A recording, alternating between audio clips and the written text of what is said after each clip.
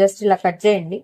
Cut చేసి ఇలా 4 parts కింద కట్ చేసుకొని చూసుకోండి, పురుగులు ఏమైనా ఉన్నాయేమో చెక్ చేసుకొని పెట్టుకోండి. ఇప్పుడు ఇలా విభజించి స్టఫ్ చేసుకోండి మనం తీసుకున్న పేస్ట్ని.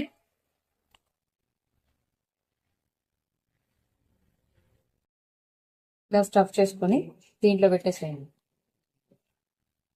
ఇప్పుడు ఇలా తీసుకున్నాం కదండి, తీసుకున్న దానికి ఆయిల్ పట్టేటట్టు వంకాయలు ఇలా తిప్పుకోండి. ప్రతి వంకాయకి పట్టాలండి, అందుకని ఇట్లా తిప్పుకోండి. లేకపోతే కుక్కర్ని కదిలించండి, వస్తుంది పట్టిద్ది. నేను ఇట్లా తిప్పుతున్నా అన్నింటి మొత్తం 4 సైడ్స్ అప్లై అవ్వటానికి. చూసారు కదా, ఇలా పెట్టుకున్నాము. దాని తర్వాత ఇలా కారం వేసేసేయండి. మిగిలిన కారం అంతా ఇట్లా వేసుకోండి. కొంచెం నీళ్ళు పోయండి వంకాయలు ఉడకటానికి. ఎక్కువ అక్కర్లేదండి, కొంచెం చాలు.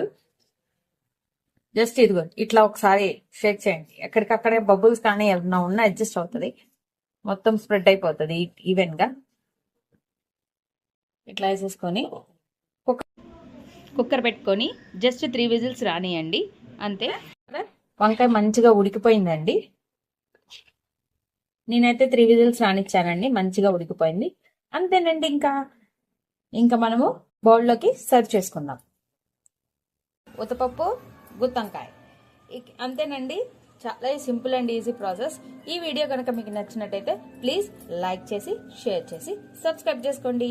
Thank you for watching Sravya's recipes.